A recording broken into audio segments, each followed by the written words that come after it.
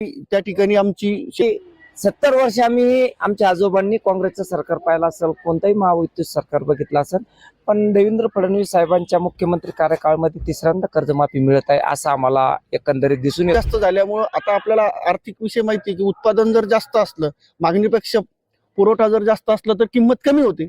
मग त्यामध्ये शेतकरी अडचणीत असल्यामुळे शासनाने हा निर्णय घेतला. तरी सुद्धा शासनाने याच्यावरती आणखीन काय करता येईल त्या पद्धतीनं करून शेतकऱ्याच्या मालाला हमी भाव द्यावा ही त्या ठिकाणी आमची शासनाकडे मागणी आहे. राज्य शासनाच्या अर्थसंकल्पामध्ये राज्याचे मुख्यमंत्री देवेंद्र फडणवीस यांनी आज शेतकऱ्यांच्या 2 लाख रुपयापर्यंत कर्जमाफीची घोषणा केलेली आहे आणि याच संदर्भात राज्यातील शेतकरी हे मोठ्या प्रमाणामध्ये आर्थिक विवंचनेमध्ये सापडलेले होते आणि आपण जालन्यातील काही शेतकऱ्यांशी या संदर्भात चर्चा करणार आहोत. काही शेतकरी आपल्यासोबत. दादा, तू तरुण शेतकरी आहे, शेतकऱ्यांचं कर्जमाफी राज्य शासनाने केलेली, काय वाटतंय? चांगलं वाटतं. किती कर्ज आहे तुमच्याकडे बँकेचं? कसं परिस्थिती होती, भरू शकत होते का तुम्ही? खूप गरीब परिस्थिती होती, आम्ही कर्ज भरू शकत नव्हतो. आम्ही खूप गरीब माणसं आहे, आमचं उत्पन्न 1.5 लाख आहे, कर्ज 2 लाख आहे. चांगलं केलं सरकारनं. काय सांगाल राज्य शासनाच्या या कामगिरीबद्दल? चांगली कामगिरी केली. दादा, तुम्ही देखील शेतकरी दिसता, मला सांगा, बँकेच्या बऱ्याच शेतकऱ्यांना नोटिसा देखील आलेल्या आहेत कर्ज वसुलीसाठी. मात्र राज्य शासनानं आता 2 लाख रुपयापर्यंत शेतकऱ्यांचं कर्जमाफी करण्याची आज घोषणा केलेली आहे. काय सांगता? चांगलं केलं, चांगलं झालं. किती शेती तुमच्याकडं? आहे 5-6 एकर. किती उत्पन्न निघतं बरं? उत्पन्न 1.5 लाख रुपये. असं खर्च? खर्च 1.5 लाख रुपये. आपण जर पाहिलं तर हे जे आहेत हे तरुण शेतकरी दिसतात. 1.5 लाख रुपयाचं शेतकऱ्याचं उत्पन्न होत असेल आणि 1.5 लाख रुपये उत्पन्नावर खर्च होत असेल तर या शेतकऱ्यांवरती जे आर्थिक संकट उभारलेलं होतं त्याच संकटावरती राज्य शासनानं आज थोडी तरी या शेतकऱ्यांना मदत करून मोठ्या प्रमाणामध्ये धीर दिल्याचं आपल्याला सहज दिसत आहे. आणखी काही जण काय सांगसाल? राज्य शासनानं आज शेतकऱ्यांची कर्जमाफीची घोषणा केली, मात्र निवडणुकीच्या अगोदर घोषणा करणार असल्याचं या सत्ताधारी पक्षातले काही नेत्यांनी सांगितलं होतं आणि विरोधकांनी देखील गेल्या काही दिवसापासून पलटवार केलेला होता की निवडणुकीपुरतं ही घोषणा होती. काय वाटतं? सर्वप्रथम हा आपला भारत देश कृषी प्रधान देश आहे आणि खास करून महाराष्ट्र हा संतांची भूमी आणि शेतकऱ्यांची पवित्रता जपणारा हा महाराष्ट्र आहे. सर्वप्रथम देशावर सेवेत असणाऱ्या माझ्या सैनिकांना मानाचा मुजरा. राजमाता राष्ट्रमाता माझी जिजाऊ, हिंदवी स्वराज्याचे सरसंस्थापक राजे छत्रपती,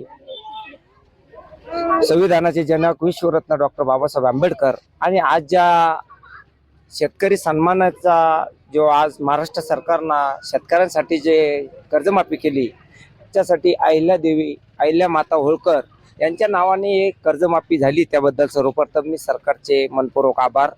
आणि खास करून आज शेतकऱ्यांसाठी अतिशय अशी काळाची गरज बनली होती, कर्जमाफी व्हावी. आता विरोधक कोण काय म्हणतं आणि कोण काय म्हणतं यापेक्षा शेतकऱ्यांना कर्जमाफी ही काळाची गरज होती आणि ती या सरकारने केली. सरकार कोणतेही असो पण सरकारने केलेल्या कर्जमाफीचं हे सर्वसामान्य शेतकऱ्यांना लाभ मिळतो. 2 लाखापर्यंत कर्जमाफी, नियमित परतफेड करणाऱ्या शेतकऱ्यांसाठी 50,000 रुपये. तर माझी अशी विनंती आहे की 70 वर्ष आम्ही आमच्या आजोबांनी काँग्रेसचं सरकार पाहिलं असेल, कोणतंही महायुतीचं सरकार बघितलं असेल, पण देवेंद्र फडणवीस साहेबांच्या मुख्यमंत्री कार्यकाळामध्ये तिसऱ्यांदा कर्जमाफी मिळत आहे असं आम्हाला एकंदरीत दिसून येतं. आणि या युतीच्या सरकारमध्ये एकनाथभाई शिंदे साहेब असेल आणि आपल्या सुमित्राताई पवार असेल आणि खास करून देवेंद्र फडणवीस हे CM आहे महाराष्ट्राचे. आणि या गोरगरीब मायबाप शेतकऱ्यांसाठी ही जी कर्जमाफी मिळाली, या कर्जमाफीचा नक्कीच सर्वसामान्य गोरगरिबांसाठी फायदा आहे.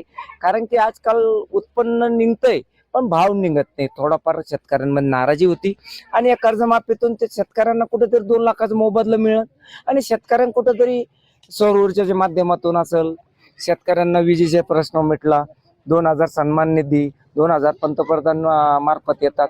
अशा काहीतरी योजना शेतकऱ्यांसाठी चालाव्या आणि भविष्यात शेतकऱ्यांना कर्ज काढण्याची वेळ येऊ नये. बरं, मी तुम्हाला थांबवतो. तुम्ही सांगताय केंद्र आणि राज्य शासनाकडून मोठ्या प्रमाणामध्ये शेतकऱ्यांसाठी विविध निधी दिला जातो, मात्र शेतकऱ्यांच्या मालाला देखील भाव नाही ना, या संदर्भात काय सांगता? या संदर्भात मीही शेतकरी पुत्र आहे. नक्कीच शेतकऱ्याच्या मालाला कुठेतरी भाव कमी होतोय हेही आम्ही मान्य करतोय. पण आपणही कुठेतरी आपल्या गावाच्या हिशोबाने जर आता विचार केला तर आपल्या गावामध्ये पहिले 1000 क्विंटल मक्का व्हायची, आज 5000 क्विंटल मक्का होती. माझ्या मते मालाला भाव मिळावा हा नाहीये शेतकऱ्यांसाठी शासनाने, मग सरकार कोणाचंही असो, भारतीय जनता पार्टीचा असो कोणाचा असो, शेतकऱ्यांना फक्त त्याच्या योग्य मालाचा भाव मिळाला पाहिजे. फक्त उत्पन्नात कुठेतरी दुप्पट वाढ होत आहे आणि मालाला भाव मिळत नाहीये, तिथे कुठेतरी आपला शेतकरी हा खचून जात आहे. याच्यासाठी सरकारने कुठेतरी पाऊल उचलावा आणि शेतकऱ्यांना मालाचा भाव द्यावा. पण आजच्या या माफीमध्ये शेतकऱ्यांसाठी एक आनंदाची गोष्ट आहे, त्याबद्दल मी सरकारचे मनपूर्वक आभार. सर्वसामान्य जनतेमध्ये आनंदाचं वातावरण आहे, नाराजी आहे, भाव कमी आहे, याबद्दल त्या शेतकऱ्यांच्या वतीने मी ही दिलगिरी व्यक्त करतो.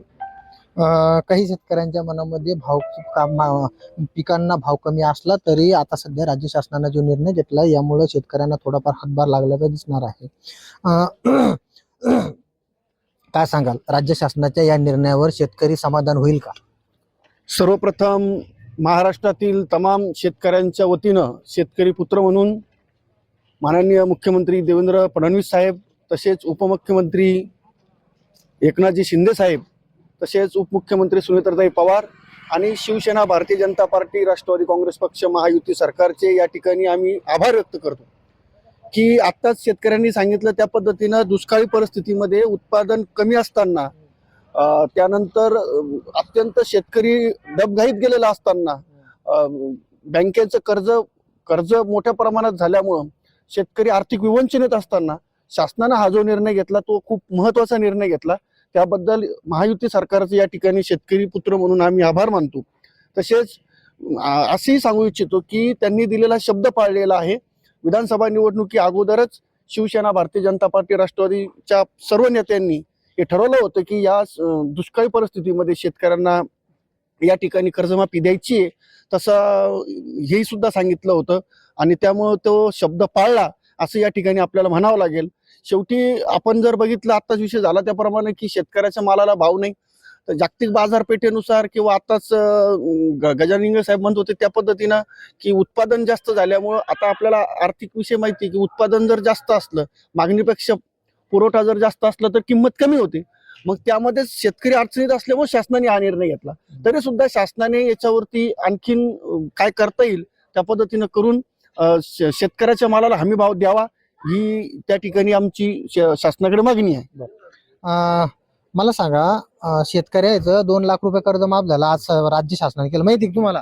हा, बरं, चांगलं झालं का? चांगलं झालं. किती कर्ज आहे तुमच्याकडे? आमच्याकडे 10,000 असं मध्यवर्ती असं बरं. तर या निर्णयामुळे थोडं समाधान वाटतंय का मनाला? समाधान आहे. असं काय सांगाल, तुम्ही बी वयस्कर दिसताय, वयस्कर शेतकरी आहे. कसं वाटतं शेतकऱ्याची कर्जमाफी आज राज्य शासनाने? चांगलं वाटतं, चांगलं वाटतं. किती कर्ज आहे बँकेत तुमच्याकडे? काही माहित नाही बरं मला. आज कर्ज असं म्हणजे नसलं. तुमची शेती कोणी मुलगा येईल का पाहतो का? हा, मुलं आपण जर पाहिलं तर ह्या ठिकाणी काही शेतकऱ्यांच्या मनामध्ये मोठ्या प्रमाणात समाधान जरी व्यक्त केलं जात असलं तरी राज्य शासनाच्या या निर्णयानं शेतकऱ्यावरती जे आलेलं संकट होतं, आर्थिक संकट होतं, या संकटामध्ये शेतकऱ्यांना थोडा तरी हातभार लागल्याचं सहज दिसत आहे. आणि काही शेतकऱ्यांच्या पिकांना भाव नसला तरी भाव नसण्यामागं उत्पन्न वाढीमुळं शेतकऱ्यांच्या पिकांना भाव नसल्याचं देखील काही शेतकऱ्यांच्या प्रतिक्रिया या ठिकाणी आलेल्या आहेत. आणि राज्य शासनानं या आजच्या अर्थसंकल्पामध्ये 2 लाख रुपयापर्यंत शेतकऱ्याची कर्जमाफी केलेली आहे. तर ही घोषणा निवडणुकी अगोदर केली होती आणि त्या निवडणुकीच्या अगोदर केलेल्या घोषणेचा आज या राज्य शासनकर्त्यांनी पालन केल्याचं देखील शेतकऱ्यांच्या मनामध्ये एक आनंदाचा वातावरण या ठिकाणी दिसत आहे. सोनाजी जोगदंडे, story.com, जालना.